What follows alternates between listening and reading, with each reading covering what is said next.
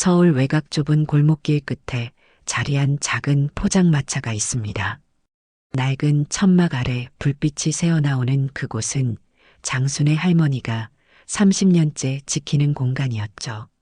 매일 저녁 6시면 어김없이 문을 열고 새벽 2시에 닫는 일상이 반복됩니다.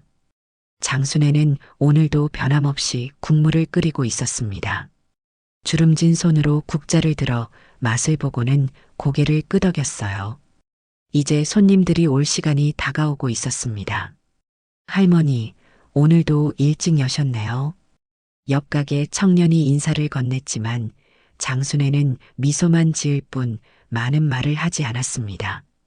묵묵히 일하는 모습만으로도 장순애의 하루는 채워졌어요. 하지만 동네 사람들 사이에서 장순애는 조금 다른 존재였습니다. 그 할머니 말이야, 뭔가 있을 거야. 눈빛이 달라. 맞아, 말은 없지만 가끔 뒷골목에서 술 취한 사람들 말리는 거 봤는데 움직임이 예사롭지 않더라고. 동네 사람들은 그렇게 수군거렸죠. 장순애에게 특별한 무언가가 있다고 느끼면서도 묘하게 거리를 두었습니다. 장순애는 그런 시선에 익숙했어요. 남들이 궁금해하든 말든 그저 자신의 일상을 지켜나갔습니다. 오늘 밤도 여느 때와 같이 손님들이 하나둘 찾아왔어요. 장순애는 묵묵히 음식을 내어주고 돈을 받았습니다. 말수는 적지만 음식 솜씨만큼은 인정받아 단골이 많았죠. 특히 어묵 국물은 이 동네에서 최고라는 평가를 받고 있었습니다. 밤이 깊어갈수록 포장마차 안은 사람들로 북적였어요. 오가는 이야기와 웃음소리, 술잔 부딪히는 소리가 골목을 채웠습니다. 장순애는 그 소리들 속에서 조용히 일했죠. 70 넘은 나이에도 손놀림만큼은 젊은이 못지않게 날렵했어요. 하지만 장순애의 평화로운 일상은 오래가지 못할 운명이었습니다. 그녀의 숨겨진 과거가 수면 위로 떠오르는 것은 시간 문제였을 뿐이었죠. 밤 11시 포장마차가 한창 분주할 때였습니다. 검은 가죽 재킷을 입은 젊은 남자 셋이 들어왔어요. 날카로운 눈빛과 거친 말투로 보아 그들이 일반 손님이 아님을 단번에 알 수 있었죠. 장순애는 말없이 그들을 바라보았습니다. 불길한 예감이 스쳐 지나갔어요. 야, 여기 술 있냐? 가장 덩치가 큰 남자가 큰 소리로 물었습니다. 소주만 있습니다. 장순애는 담담하게 대답했어요. 에이, 노인네가 이딴 거나 팔고 있냐? 여기 어묵 국물이 맛있다길래 왔더니 이게 뭐야? 남자는 비아냥거리며 테이블을 내리쳤어요. 다른 손님들이 불편한 기색을 보이며 슬그머니 자리를 떠났습니다. 드시고 가시려면 조용히 드시고 아니면 나가시죠. 장순애의 목소리는 낮았지만 단호했어요. 뭐, 이 할머니가 우리더러 나가라고? 남자들은 껄껄 웃었습니다. 우리가 누군지 알아? 이 동네는 우리 형님 세상인데. 장순애는 묵묵히 어묵을 건져 그릇에 담았어요. 손님들이 하나둘 떠나는 가운데 조폭들의 행패는 계속되었습니다. 술에 취해 음식값도 내지 않고 고성방가하는 그들을 보며 장순애의 눈빛이 잠시 변했어요. 세월의 흔적이 깊게 팬 눈가에 날카로움이 스쳤지만 곧 원래의 담담함으로 돌아왔죠.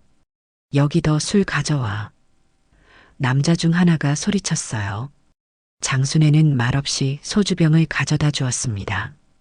그때 한 남자가 실수로 국물을 엎질렀죠. 뜨거운 국물이 바닥에 쏟아졌어요. 아씨, 이런 더러운 곳에서. 남자는 화를 내며 장순애를 향해 침을 뱉었습니다. 치워, 빨리. 장순애는 아무 말 없이 뚝배기를 내리고 자리를 정리했어요. 오랜 세월 참고 견디며 살아온 그녀였지만 눈빛에는 무언가 결연한 의지가 서려 있었습니다. 조용히 행주로 바닥을 닦은 후 장순애는 포장마차 문을 닫기 시작했어요. 야, 아직 술 더 마실 건데 왜 닫아? 남자들이 소리쳤습니다. 오늘은 여기까지입니다. 장순애의 목소리는 차분했지만 단호했죠.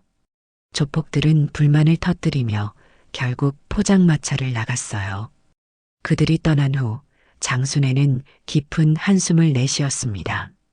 다음 날 아침 장순애의 포장마차 난동 영상이 소셜미디어에 올라왔어요. 근처 주민이 몰래 촬영한 영상에는 조폭들이 장순애에게 침을 뱉으며 모욕하는 장면이 고스란히 담겨 있었습니다. 영상은 순식간에 확산되었죠. 이름 모를 할머니가 당한 부당한 대우에 네티즌들의 공분이 일었어요. 그리고 그 영상은 뜻밖의 곳에도 도달했습니다. 서울 외곽의 한 군부대 헌병대 사무실에서 한 중령이 영상을 보고 있었어요. 영상 속 할머니를 보는 순간 중령의 얼굴이 굳어졌습니다. 저분, 혹시 장순의 상사님 아닌가요? 옆에 있던 대위가 놀란 눈으로 물었어요. 중령은 영상을 정지시키고 할머니의 얼굴을 자세히 보았습니다. 세월의 흔적이 깊게 팬 얼굴이었지만 그 눈빛만큼은 변하지 않았죠. 특히 위기 상황에서 보여준 그 침착함은 분명했어요. 맞아, 장순의 상사님이야. 중령의 목소리에 감정이 실렸습니다. 대한민국 국군 정보사에서 전설처럼 회자되던 분이셔. 대위는 놀란 표정으로 영상을 다시 보았어요. 그런 분이 왜 포장마차를?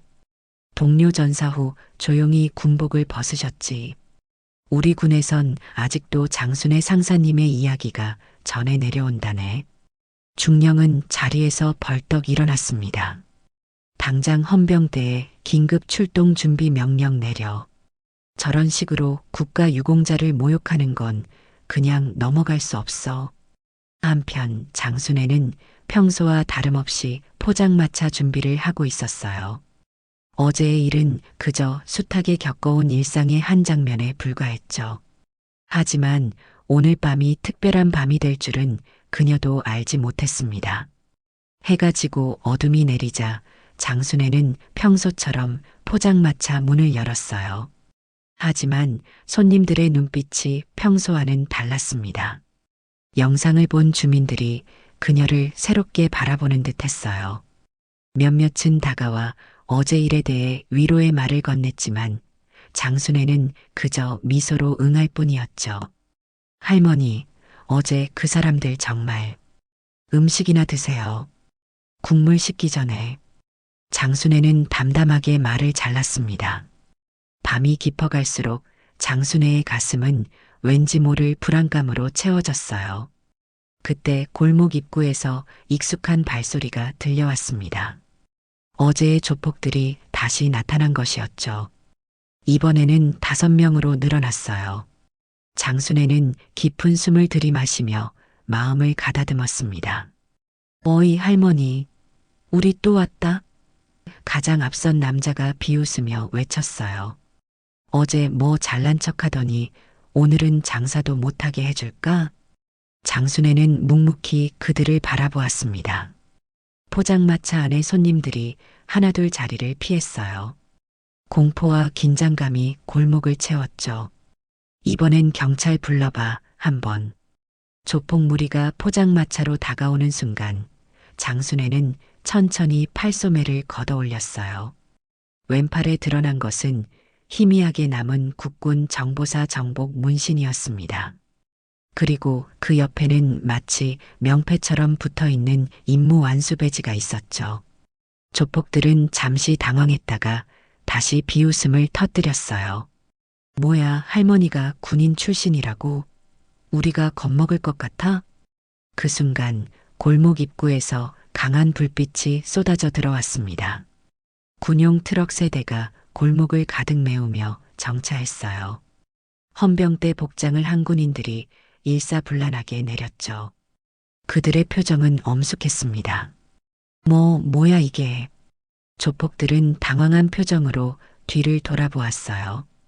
헌병대장이 앞으로 나서며 경례를 했습니다. 장순의 상사님, 늦게 와서 죄송합니다. 조폭들의 얼굴이 하얗게 변했어요. 헌병들은 신속하게 그들을 둘러쌌습니다. 이봐, 우리가 뭘 잘못했다고. 조폭 중 한 명이 소리쳤어요. 장순의 상사님을 모욕한 죄로 군명예 훼손 및 모욕죄로 긴급 체포합니다. 헌병대장의 목소리는 단호했죠. 조폭들은 어리둥절한 표정으로 서로를 바라보았어요. 아니, 왜 갑자기 우리를? 저 할머니가 뭐라고? 이분은 전역하셨지만 군법상 여전히 명예가 살아있는 전설이십니다. 군 관계자의 설명에 모두가 숙연해졌습니다. 조폭들은 순식간에 헌병들에게 체포되어 군용 트럭에 실려갔어요. 골목은 다시 조용해졌지만 이제 모든 것이 달라졌습니다. 포장마차 주변에 모여든 사람들은 웅성거리며 장순애를 새로운 시선으로 바라보았죠. 할머니, 대체 어떤 분이셨던 거예요? 용기를 낸 주민 하나가 물었어요. 장순애는 미소만 지을 뿐 대답하지 않았습니다. 대신 다시 국물을 데우기 시작했어요. 헌병대장이 장순애에게 다가왔죠. 상사님, 저희가 더 일찍 알았더라면. 헌병대장의 눈가에 눈물이 맺혔습니다. 괜찮습니다. 지금의 내 모습이 더 편해요. 장순애의 목소리는 담담했어요. 헌병대장은 경례를 하고 물러났습니다.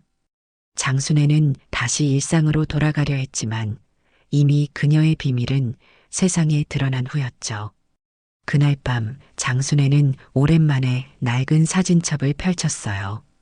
젊은 시절의 그녀가 군복을 입고 당당하게 서 있는 모습, 동료들과 함께한 훈련 장면, 그리고 마지막 임무를 수행하던 날의 기록들이 고스란히 담겨 있었습니다. 특히 한 장의 사진 앞에서 장순애는 오랫동안 멈춰 있었어요. 그녀의 가장 가까운 전우였던 김정훈 하사와 찍은 사진이었죠. 그는 마지막 임무에서 장순애를 대신해 목숨을 잃었습니다. 그날의 기억은 장순애의 가슴에 깊은 상처로 남아 있었어요. 정훈아, 나 아직 잘 지내고 있어. 장순애는 사진을 쓰다듬으며 속삭였습니다. 약속대로 평범하게 살고 있었는데 오늘은 조금 시끄러웠네. 창밖으로 내리는 비를 바라보며 장순애는 긴 한숨을 내쉬었어요. 그녀가 군복을 벗고 평범한 삶을 선택한 것은 더 이상의 희생을 원치 않았기 때문이었죠. 하지만 오늘의 사건으로 그녀의 과거는 다시 그녀를 찾아왔습니다. 다음 날 아침 장순애의 이야기는 뉴스의 헤드라인을 장식했어요. 모욕당한 전직 특수군 출신, 헌병 때 직접 출동이라는 자극적인 제목으로 보도되었습니다. 장순애는 텔레비전을 보며 깊은 한숨을 내쉬었죠. 그녀가 바라던 것은 이런 관심이 아니었어요. 전화벨이 끊임없이 울렸습니다. 인터뷰 요청, 과거 동료들의 연락, 심지어 출판사에서도 그녀의 이야기를 책으로 내고 싶다는 제안이 쏟아졌어요. 하지만 장순애는 모든 연락을 거절했습니다. 그저 평소처럼 포장마차를 준비할 뿐이었죠. 오늘은 문 안 여시는 게 좋지 않을까요? 옆 가게 주인이 걱정스럽게 물었어요. 왜요? 오늘도 국물 끓여야죠. 장순애는 담담하게 대답했습니다. 예상대로 그날 저녁 포장마차 앞에는 많은 사람들이 모여들었어요. 호기심 가득한 눈빛으로 그녀를 바라보는 사람들, 카메라를 들고 온 기자들, 그리고 진짜 손님들까지. 장순애는 그저 평소와 같이 음식을 준비했습니다. 그 와중에 한 중년 남성이 조심스럽게 다가왔어요. 눈가에 눈물이 고인 채로 장순애 앞에 섰습니다. 형님, 저희가 그날 못 지켜드려 죄송합니다. 장순애는 그를 물끄러미 바라보았어요. 김정훈 하사의 동생이었습니다. 그녀는 잠시 말을 잇지 못했어요. 내 형은 영웅이었어. 장순애의 목소리가 살짝 떨렸습니다. 내가 살아있는 건 모두 그 덕분이지. 김정훈의 동생은 고개를 숙였어요. 형이 늘 형님 이야기를 했습니다. 내 인생에서 만난 가장 대단한 군인이라고. 두 사람은 말없이 서로를 바라보았습니다. 그 침묵 속에는 수많은 이야기와 감정이 담겨 있었어요. 장순애는 조용히 그의 손을 잡았죠. 저녁 먹었나? 국물 한 그릇 먹고 가게. 장순애의 말에 그는 눈물을 훔쳤습니다. 그날 밤 포장마차는 평소보다 더 북적였어요. 하지만 장순애는 여전히 조용했습니다. 그녀에게는 국자만이 필요했죠. 화려한 스포트라이트 대신 작은 포장마차의 불빛만으로도 충분했어요. 일주일이 지나자 장순애에 대한 세간의 관심은 조금씩 사그라들었습니다. 하지만 그녀의 포장마차를 찾는 손님은 더 많아졌어요. 이제는 단순한 호기심이 아닌 그녀의 음식과 그녀라는 사람 자체에 대한 진심 어린 존경이 담겨 있었죠. 특히 군인들의 방문이 눈에 띄게 늘었습니다. 현역 병사들부터 고위 장교들까지 그들은 장순애에게 경의를 표하기 위해 찾아왔어요. 때로는 군 생활의 고충을 털어놓기도 했죠. 장순애는 묵묵히 그들의 이야기를 들어주었습니다. 할머니, 제가 훈련이 너무 힘들어서요. 젊은 병사 하나가 어느 날 털어놓았어요. 그래, 힘들지. 하지만 내가 지금 겪는 고통은 언젠가 너를 지켜줄 거야. 장순애의 말에 병사는 고개를 끄덕였습니다. 한편 군 당국에서는 장순애에게 공로상을 수여하고 싶다는 의사를 전달했어요. 하지만 장순애는 정중히 거절했습니다. 그녀에게 필요한 건 명예나 상이 아니었죠. 그냥 평범하게 살게 내버려 두세요. 장순애는 군 관계자에게 말했어요. 그러던 어느 날 포장마차 앞에 헌병대의 감사패가 놓여 있었습니다. 장순애는 그것을 물끄러미 바라보았어요. 감사패에는 대한민국 국군은 당신의 헌신과 용기를 영원히 기억할 것입니다라는 문구가 새겨져 있었죠. 장순애는 그 감사패를 조용히 들어 국솥 뚜껑 아래에 넣었습니다. 그리고 다시 국물을 끓이기 시작했어요. 할머니, 그거 중요한 거 아닌가요? 왜 거기에? 한 손님이 놀라서 물었습니다. 중요한 건 지금 이 순간이지. 장순애는 담담하게 대답했어요. 과거의 영광보다 오늘의 국물이 더 중요하단다. 그 말에 모두가 잠시 침묵했습니다. 장순애의 삶의 철학이 담긴 말이었어요. 영웅이라는 칭호보다 지금 눈앞의 사람들에게 따뜻한 국물, 한 그릇을 대접하는 것이 그녀에겐 더 가치 있는 일이었죠. 계절이 바뀌고 장순애의 일상도 조금씩 달라졌습니다. 그녀를 찾는 사람들 덕분에 포장마차는 더 활기를 띠었어요. 하지만 장순애 자신은 변함없이 조용했죠. 여전히 국자를 들고 국물을 끓이는 모습은 평화로웠습니다. 어느 비 오는 밤 장순애는 포장마차를 일찍 닫으려 했어요. 비가 너무 많이 와서 손님도 없었죠. 그때 검은 우산을 쓴 한 남자가 다가왔습니다. 죄송합니다. 문 닫으셨나요? 남자의 목소리는 조심스러웠어요. 장순애는 고개를 저었습니다. 아니요, 국물 아직 남았어요. 남자는 미소를 지으며 자리에 앉았어요.